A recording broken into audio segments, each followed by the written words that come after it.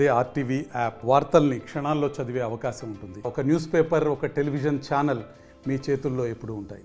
ఈరోజు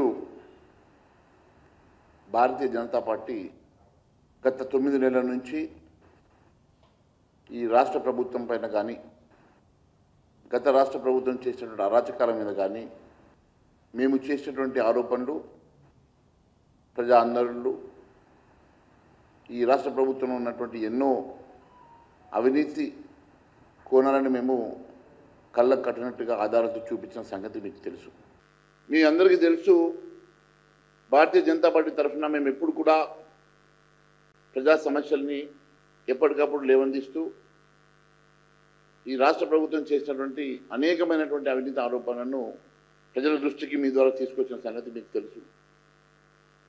మరి ఈరోజు కొత్తగా కేటీఆర్ గారు నిన్నటి ప్రెస్ మీట్లో కానీ, మొన్నటి ప్రెస్ మీట్లో కానీ భారతీయ జనతా పార్టీ అసలు ఏం చేయనట్టుగా ఆయన ఏదో కొత్తగా ఆరోపణలు చేస్తున్నట్టుగా మాట్లాడుతూ ఉన్నారు. కల్వకుంట్ల తారక రామారావు గారు, గౌరవ శాసనసభ్యులు, మీరు ఇప్పుడు కళ్ళు తెరుచుకొని ఏదో 2 మాటలు మాట్లాడి నేను ఉన్నాను, మా పార్టీ ఇంకా బతికి ఉన్నదని చెప్పుకునే ప్రయత్నం చేస్తున్నారు. నేను అసెంబ్లీ సాక్షిగా, మీడియా సాక్షిగా ఎన్నో అవినీతి ఆరోపణలు, ఎన్నో అంశాలను తీసుకొచ్చినప్పుడు ఏ రోజు కూడా స్పందించినటువంటి మీరు ఈరోజు స్పెసిఫిక్గా నా పేరు తీసుకొని నేనేదో 3 నెలల క్రితం ఒక ఆరోపణ చేసి మళ్ళీ ఎందుకు ఢిల్లీ నుంచి ఫోన్లు వచ్చాయని చెప్తా ఉన్నారు. ఒకటే చెప్తా ఉన్నాను, కేటీఆర్ గారు, భారతీయ జనతా పార్టీ ఎప్పుడు కూడా నిక్కచ్చిగా మేము నిలబడతాం, ప్రజల పక్షాన్ని నిలబడి పోరాటం చేస్తాం. మా పార్టీ ఎప్పుడు కూడా ఇలాంటి అంశాలు ఉన్నప్పుడు ఖచ్చితంగా ప్రజల పక్షాన్ని నిలబడమని ఆదేశాలు ఇస్తారు. అసలు సంగతి మీకు నేను ఇప్పుడు చెప్తా ఉన్నాను, వాస్తవాలు ఏంటో. ఎన్నడూ లేని ఈరోజు కేటీఆర్ గారు ఎందుకు మాట్లాడుతూ ఉన్నారు, దానికి వెంటనే ఈ ప్రభుత్వం ఎందుకు స్పందిస్తూ ఉన్నదో వాస్తవాలు నేను మీకు ఈరోజు మీ దృష్టికి తీసుకొస్తా ఉన్నాను. అసలు కేసీఆర్ కుటుంబాన్ని కాపాడుతున్నదే కాంగ్రెస్ పార్టీ. ఈరోజు కేసీఆర్ కుటుంబాన్ని పూర్తిగా కాపాడుతున్నది ఢిల్లీ కాంగ్రెస్. కేటీఆర్ గారు, హరీష్ గారు ఢిల్లీకి వెళ్ళి కేసీ వేణుగోపాల్ తోటి ఏం ఒప్పందం చేసుకొని ఈరోజు కాంగ్రెస్ తోటి మేము కలిసి ఉంటాం, కాంగ్రెస్ పార్టీతో పొత్తు పెట్టుకుంటాం, కాంగ్రెస్ పార్టీతో కలిసి ఎన్నికలకు వెళ్తామని చెప్పేసి మీరు మాట్లాడినమాట వాస్తవం కాదా? అంతేకాదు, మీరు కాంగ్రెస్ తోటి కలుస్తుంటే ముఖ్యమంత్రి రేవంత్ రెడ్డి గారు ఒప్పుకోకపోవడంతో నేరుగా పొంగులేటి శ్రీనివాస్ రెడ్డి రెవెన్యూ మంత్రితోటి కుమ్మక్కై ఆయన మీడియేటర్గా ఈరోజు మీ ఇద్దరి మధ్యలో ఒప్పందం కుదిరి ఈరోజు రెవెన్యూ మంత్రి పొంగులేటి శ్రీనివాస్ రెడ్డి మీకు మీడియేట్ చేస్తున్నమాట వాస్తవం కాదా? ఈరోజు పొంగులేటి శ్రీనివాస్ రెడ్డి కేసీ వేణుగోపాల్ ద్వారా మిమ్మల్ని మధ్యవర్తితం చేసి మిమ్మల్ని పార్టీలో కలుపుకునే ప్రయత్నం చేస్తున్నమాట వాస్తవం కాదా అని అడుగుతున్నాం. సన్నాయి నొక్కుతున్న కేటీఆర్ గారు, మీరేంటో మీ భాగోతం ఏంటో గత 10 సంవత్సరాల్లో ప్రజలు చూశారు. ఈరోజు భారతీయ జనతా పార్టీని, మా మంత్రులు కిషన్ రెడ్డి గారిని, బండి సంజయ్ గారిని అనవసరంగా మీరు ఆరోపణలు చేస్తూ ఉన్నారు. ఏదో మహేశ్వర్ రెడ్డి గారు మాట్లాడారు, తర్వాత 2 నెలల నుంచి వారిని మాట్లాడకుండా హైకమాండ్ చూస్తున్నదని చెప్పి తప్పుడు ఆరోపణలు చేయడం మంచిది కాదు. ఇప్పటి వరకు భారతీయ జనతా పార్టీ తరఫున నేను లేవనెత్తిన అంశాలు ఎప్పుడైనా మీరు లేవనెత్తారని అడుగుతా ఉన్నాను. పేరుకే ప్రధాన ప్రతిపక్షమైనటువంటి మీరు ఇప్పటి వరకు కూడా ఏ ఒక్క ఆరోపణ కాంగ్రెస్ పార్టీ మీద చేయకపోవడానికి గల కారణాలు ఏంటో చెప్పాలా? ఎందుకంటే మీరు మీ మీద కాంగ్రెస్ పార్టీ ఒక్క ఎంక్వైరీ, సిబిఐ ఎంక్వైరీకి రాయకపోవడం, మీ మీద ఒక్కటి కూడా ఈడీ ఎంక్వైరీకి పెట్టకపోవడం, మిమ్మల్ని కాపాడుతున్నది కాంగ్రెస్ పార్టీ కాదని అడుగుతున్నా. ఈరోజు మీరు ఇంత స్వేచ్ఛగా ఈరోజు హైదరాబాద్లో మీ కార్యకలాపాలు నడుస్తున్నాయంటే ఇది కాంగ్రెస్ మీకు పెడుతున్నటువంటి భిక్ష కాదని అడుగుతున్నా. నిజంగా కాంగ్రెస్ పార్టీకి చిత్తశుద్ధి ఉండి మీ ఇద్దరి మధ్యలో నిజంగా కూడా చీకటి ఒప్పందం లేకుంటే కాంగ్రెస్ పార్టీ ఎందుకు మీ మీద సిబిఐ ఎంక్వైరీ, ఈడీ ఎంక్వైరీ వెంటనే ఆదేశాలు ఇవ్వడం లేదు? సిబిఐ ఎంక్వైరీకి, ఈడీ ఎంక్వైరీకి ఎందుకు లెటర్ ఇవ్వడం లేదు అని అడుగుతా ఉన్నాను. మరి మీకు తెలియదా? మీ హయాంలోనే కదా మీరు సిబిఐ ఎంక్వైరీ నేరుగా ఈ రాష్ట్రంలో చేయడానికి వీలు లేదు అని చెప్పేసి జీవో తీసుకొచ్చింది మీరే కదా. ఆ రోజు హైకోర్టులో అఫిడవిట్ ఫైల్ చేసి మీ అడిషనల్ అడ్వకేట్ జనరల్ గారు ఫైల్ చేసిన మాట 2022 ఆగస్టు 30 రోజు మీరు స్వయంగా హైకోర్టులో మీరు అఫిడవిట్ ఇచ్చిన మాట వాస్తవం కాదా? కాన్సెంట్ని విత్డ్రా చేసుకున్న మాట వాస్తవం కాదా? ఈ రాష్ట్రంలో ఎట్టి పరిస్థితుల్లో నేరుగా ఏ ఎంక్వైరీ కూడా సిబిఐ చేయడానికి వీలు లేదని చెప్పేసి మీరు తీసుకొచ్చినటువంటి జీవో వాస్తవం కాదా అని అడుగుతున్నా. అంతేకాదు ఈ రోజు వరకు నేను తీసుకొచ్చినటువంటి అంశాలు, ఆ రోజు హెట్రో డ్రగ్స్ గురించి మాట్లాడితే ఆయన మీ స్వయంగా మీ పార్టీ ఎంపీ కాబట్టి రాజ్యసభ సభ్యుడు కాబట్టి దాని మీద మీరు మాట్లాడలేదు. నేను సివిల్ సప్లైస్ మీద మాట్లాడినప్పుడు ఏదో మాట్లాడాలి కాబట్టి నెల తర్వాత ఏదో మాట్లాడారు తప్ప ఇప్పటి వరకు దాని మీద మీరు మాట్లాడలేదు. కానీ భారతీయ జనతా పార్టీ ఈ అంశాలను కేంద్రానికి నివేదిక ఇచ్చింది. కేంద్రం దాని మీద పూర్తిగా స్టడీ చేస్తూ ఉన్నది. నేనే స్వయంగా సివిల్ సప్లైస్ కేంద్ర మంత్రి గారిని కలిసి నేనే లెటర్ ఇచ్చిన సంగతి ఆ రోజు మీడియాలో కూడా వచ్చింది. దాని మీద ఒక విజిలెన్స్ కమిటీ ఖచ్చితంగా రాబోతున్నది. ఇప్పుడు ఎఫ్సిఐలో కూడా దాని మీద ఇంటర్నల్ ఎంక్వైరీ నడుస్తున్నది. మీరు సిబిఐ ఈడీ ఎందుకు రావడం లేదని అడుగుతున్నారు కదా. గతంలో మీరే ఈడీ వస్తుందా బోడీ వస్తుందా అంటివి, సిబిఐ ఎట్లా వస్తుందో అంటివి. ఎక్కడనో ఢిల్లీలో చిన్న లిక్కర్ స్కామ్ తీగలాగితే దొంగ గదిలినట్లు ఇక్కడ వరకు హైదరాబాద్ వరకు వచ్చి 6 నెలలు మీరు పడ్డ తిప్పలు మీకు తెలియదా అని అడుగుతున్నా. ఒక్కసారి సిబిఐ ఎంటర్ అయినప్పుడు ఏ రకంగా 6 నెలల పాటు మీరు ఇబ్బంది పడ్డారో మీకు తెలియదా? మళ్ళీ మళ్ళీ సిబిఐ కోరుకుంటున్నావు, నాకు అర్థం కావడం లేదు. మిత్రమా, మాట్లాడితే సిబిఐ కోరుకోవడం మంచిది కాదు. నిజంగా సిబిఐ వచ్చే రోజు కూడా దగ్గరలోనే ఉన్నది. సిబిఐ వచ్చిన రోజు 1 కాదు 2 కాదు, మీ కాళేశ్వరం, మీ మిషన్ భగీరథ, మిషన్ కాకతీయ 1 కాదు, మీరు చేసినటువంటి ధరణి, మీరు చేసినటువంటి భూముల కుంభకోణాలు, మీరు చేసినటువంటి ప్రతి అంశం కూడా బయటకు వస్తుంది. లక్షల కోట్ల రూపాయలు మీరు చేసిన కుంభకోణం అన్ని బయటకు వస్తాయి. భారతీయ జనతా పార్టీ ఎప్పుడు భయపడదు. భారతీయ జనతా పార్టీ ఏ అంశం మీద మాట్లాడినా చాలా స్పష్టంగా, చాలా నిక్కార్చుగా నిలబడుతుంది, నిక్కార్చుగా మాట్లాడుతుంది.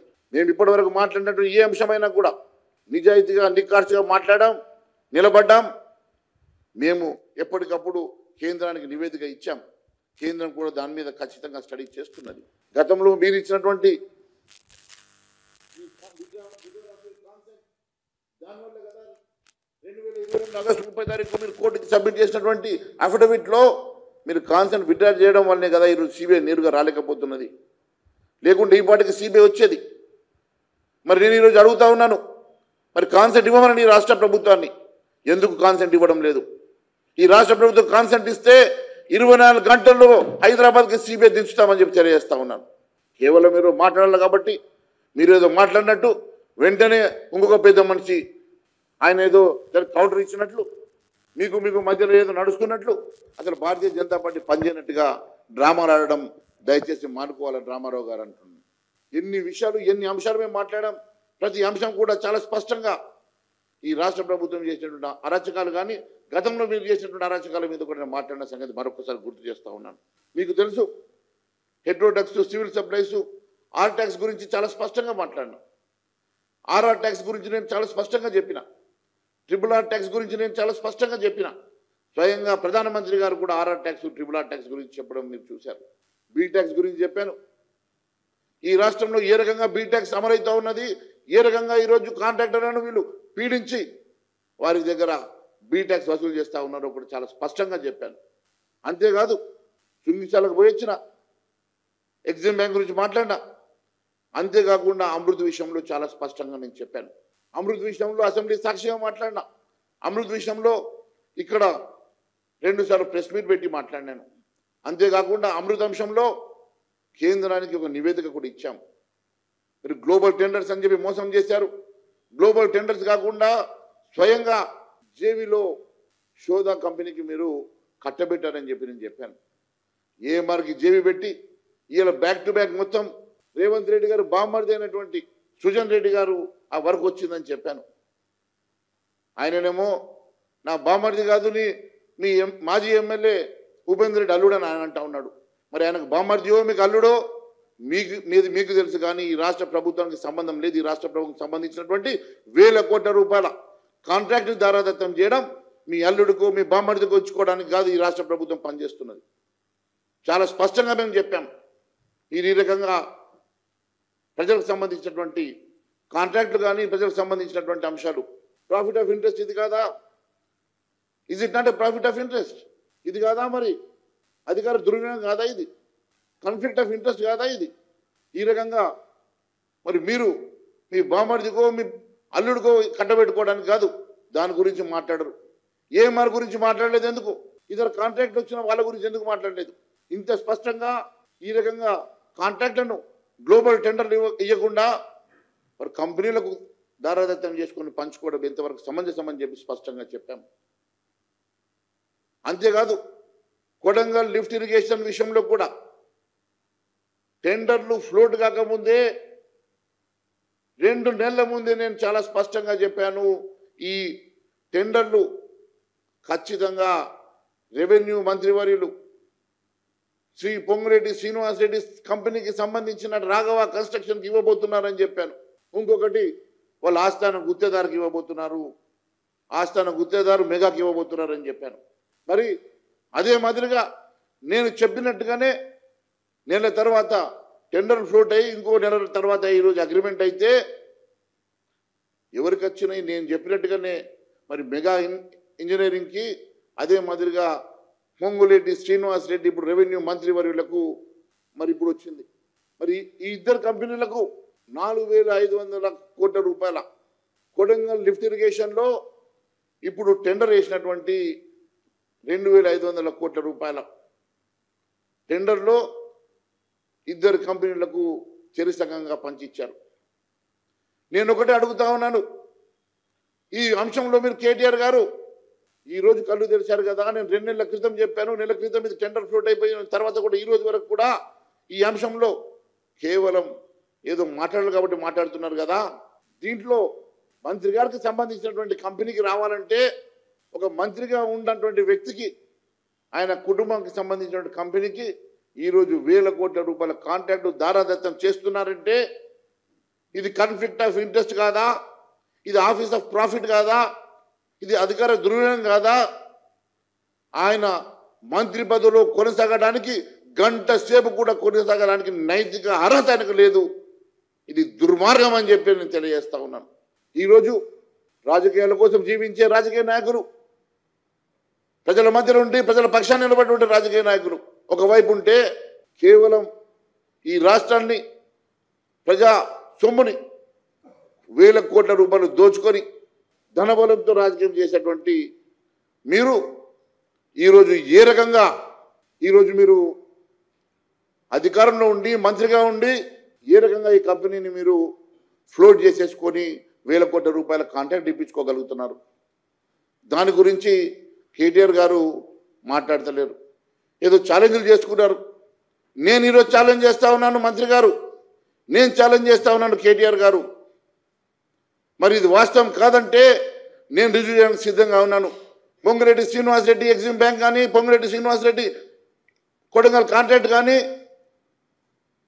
ఇవన్నీ కూడా ప్రజా వ్యతిరేకం, ప్రజాస్వామ్యంలో నైతిక విలువలు లేనటువంటి రాజకీయం కాదని అడుగుతున్నా.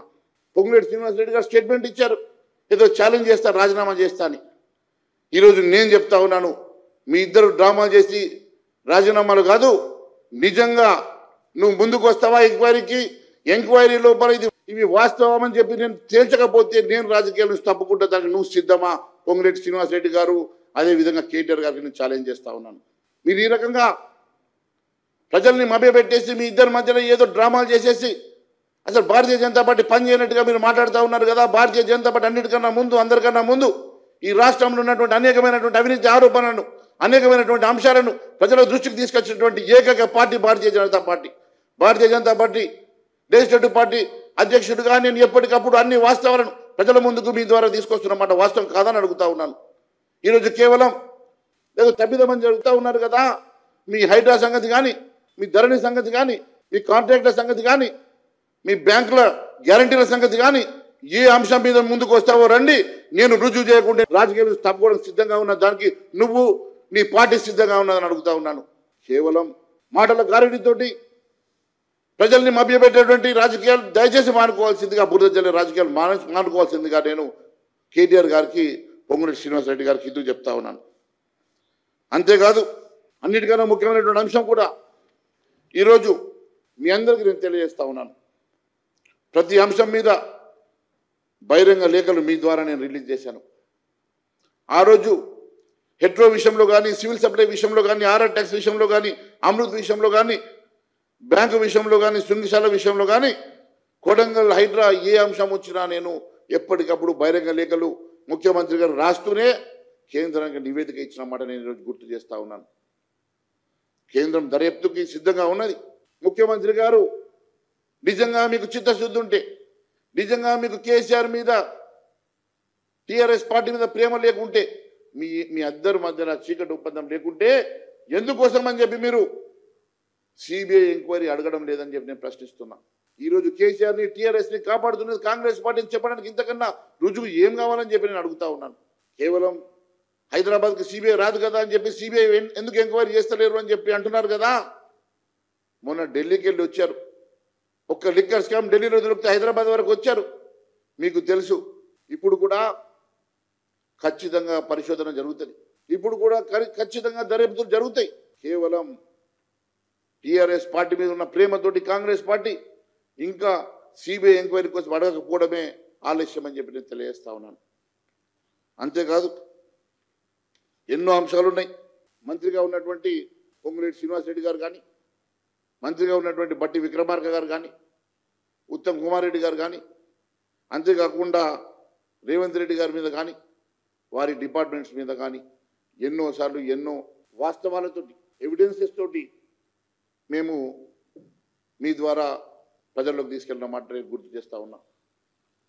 కేవలం ఇక్కడ పరిస్థితి ఎట్లా ఉందంటే, రాష్ట్ర ఆర్థిక పరిస్థితి పూర్తిగా అధ్వానమైనటువంటి పరిస్థితిలో ఎఫ్ఆర్బిఎం పరిధి దాటి 1,000 కోట్ల రూపాయలు అప్పులు తీసుకొచ్చి కూడా ఈ రాష్ట్ర ఆర్థిక పరిస్థితి పూర్తిగా దివాలా తీసే పరిస్థితిలో ఉన్నది. కానీ మంత్రులు మాత్రం 1,000 కోట్ల రూపాయలు సంపాదించే దిశలో ఉన్నారు. నాకు ఒక సామెత గుర్తొస్తున్నది, ఆపరేషన్ సక్సెస్ పేషెంట్ డైడ్ అని. ఇక్కడ రాష్ట్ర ప్రభుత్వం చచ్చిపోతూ ఉంటే రాష్ట్ర ప్రభుత్వం నడిపించే వాళ్ళు మాత్రం వాళ్ళు సక్సెస్ అయినామని అనుకుంటున్నారు. వాళ్ళు సక్సెస్ కావడం కాదు, రాష్ట్ర ప్రభుత్వం, ప్రజానీకం వారి జీవితాలు బాగుపడాలి. కానీ ఇక్కడ ఇచ్చిన హామీలు నెరవేర్చరు. ఏ ఒక్క హామీ ఇచ్చిన గ్యారెంటీలు నెరవేర్చరు. కానీ ఇన్ని కుంభకోణాలు వచ్చినా, ఇన్ని అంశాలు వచ్చినా, ఇన్ని ప్రజా వ్యతిరేక విధానాల మీద మేము ఎప్పటికప్పుడు మాట్లాడినా దేని మీద స్పందించినటువంటి ఈ ప్రభుత్వం, ప్రధాన ప్రతిపక్షం పేరుకే ఉన్నటువంటి కేటీఆర్ గారు, ప్రధాన ప్రతిపక్షం చెప్పుకునేటువంటి టీఆర్ఎస్ పార్టీ కానీ ఇప్పటి వరకు ఈ అంశాల మీద ఎక్కడ కూడా మాట్లాడరు. ఎందుకంటే వారి మధ్యలో ఉన్నటువంటి చీకటి ఒప్పందమే అని చెప్పి నేను తెలియజేస్తా ఉన్నాను. ఈరోజు నేను చెప్తా ఉన్నాను, ఎవరో చెప్పినందుకో నేను మాట్లాడలేదని కాదు. నేను ప్రతి అంశం ఎప్పటికప్పుడు ఆన్ రికార్డ్ నేను రాసినటువంటి లెటర్లు కానీ, నేను ఇచ్చినటువంటి బహిరంగ లేఖలు కానీ, నేను చేసినటువంటి ప్రతి అంశం కూడా నేను ఈరోజు నా దగ్గర రికార్డ్స్తో సాధన పెట్టుకొని నేను ఎవరెవరికి ఎప్పుడెప్పుడు పంపించానో నా దగ్గర రికార్డ్స్ ఉన్నాయి. ఖచ్చితంగా అన్ని అంశాల మీద పోరాటం చేస్తున్నాం.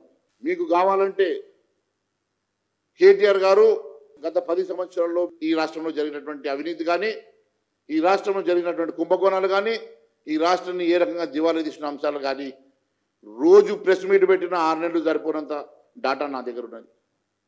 అంతేకాదు, ఈ రాష్ట్ర ప్రభుత్వం 9 నెలల లోపల చేసినటువంటి అరాచకాలు, 9 నెలల్లో చేసినటువంటి అవినీతి నేను రోజు మాట్లాడినా ఇంకొక 6 నెలలు మాట్లాడగలుగుతా. సంవత్సరం సరిపోయేంత ఎవిడెన్స్, ఇంకోటి ఏది మాట్లాడినా కూడా ఎవిడెన్స్ లేకుండా మాట్లాడాను. సంవత్సరం పొడుగా ప్రతిరోజు ఏదో ఒక అంశం మీద, ఈ రాష్ట్ర ప్రభుత్వంలో జరుగుతున్నటువంటి అవినీతి మీద, అక్రమాల మీద, ప్రజా వ్యతిరేక విధానాల మీద మాట్లాడడానికి నా దగ్గర ఇంకా సంవత్సరంకి సరిపోవడంత డాటా నా దగ్గర ఉన్నది. రోజు మాట్లాడమన్నా మాట్లాడతా. ఈరోజు నేను ఒకటే చెప్తా ఉన్నాను, ప్రధానమైనటువంటి అంశాలు, ప్రధానమైనటువంటి ఆరోపణలు, ఈ రాష్ట్ర ప్రభుత్వంలో ప్రజా వ్యతిరేక విధానాలు, వీటిని ఎప్పటికప్పుడు ఎంచుకొని వీటి మీద ఖచ్చితంగా ప్రజా పోరాటం చేస్తున్నాం. నేను ఒకటే అడుగుతా ఉన్నాను, కేటీఆర్ గారు దయచేసి మీరు బురద జల్లేటువంటి నీచమైన రాజకీయాలు దయచేసి మానుకోవాలి. మీరు చదువుకున్న వాళ్ళు అనుకున్నా కానీ మీరు ఈ రకంగా మరి బురద జల్లే రాజకీయాలు, భారతీయ జనతా పార్టీ పనిచేస్తలేదు అని చెప్పే ప్రయత్నం చేయడము, లేకుంటే మహేశ్వర్ రెడ్డి గారు మాట్లాడుతుంటే మహేశ్వర్ రెడ్డి గారిని ఎవరు ఆపుతున్నారని చెప్పేసి ఢిల్లీ నుంచి మా పార్టీ ఆపుతుందని చెప్పేటువంటి నీచమైనటువంటి ఆరోపణలు, నీచమైనటువంటి రాజకీయాలు దయచేసి మానుకోవాలా. ఎందుకంటే మీకు తెలుసు, నేను ఏ సబ్జెక్ట్ అయినా స్టడీ చేయకుండా ఎవిడెన్స్ లేకుండా మాట్లాడడం నేను ఖచ్చితంగా మాట్లాడతాను. ఈరోజు కూడా చెప్తా ఉన్నాను, మీరు గత 10 సంవత్సరాల్లో ఈ రాష్ట్రంలో చేసినటువంటి అరాచకాల మీద మాట్లాడమంటే ప్రతిరోజు ఎవిడెన్స్ తోటి మాట్లాడడానికి నా దగ్గర 6 నెలలు మాట్లాడే డాటా ఉన్నది. ఈరోజు కూడా చెప్తా ఉన్నాను, ఈ రాష్ట్ర ప్రభుత్వం చేసేటువంటి అరాచకాలు, అవినీతి మీద కూడా ఖచ్చితంగా మాట్లాడతాను. అంతేకాకుండా మరి పొంగులేటి శ్రీనివాసరెడ్డి గారికి నేను ఒకటే చెప్తా ఉన్నాను, ఛాలెంజ్లు చేసుకోవడం కాదు, నిజంగా మీకు దమ్ము ధైర్యం ఉంటే సమయం చెప్పండి, ఎక్కడికి రమ్మంటారో, మరి ఎక్కడ ఏ అంశం మీద మాట్లాడమంటారో నేను రుజువులతో నేను నిరూపించకుండా నీవు రాజీనామాకు సిద్ధమా, నేనైతే రాజీనామాకు సిద్ధమని మరొకసారి తెలియజేసుకుంటూ మరి ఈ అవకాశం ఇచ్చిన ధన్యవాదాలు తెలియజేస్తున్నాను. మరిన్ని వీడియోస్ కోసం ఛానల్ ని సబ్స్క్రైబ్ చేయండి, లేటెస్ట్ అప్డేట్స్ కోసం వాట్సాప్ ఛానల్ ని ఫాలో చేయండి అండ్ లింక్ డిస్క్రిప్షన్ లో ఉంది.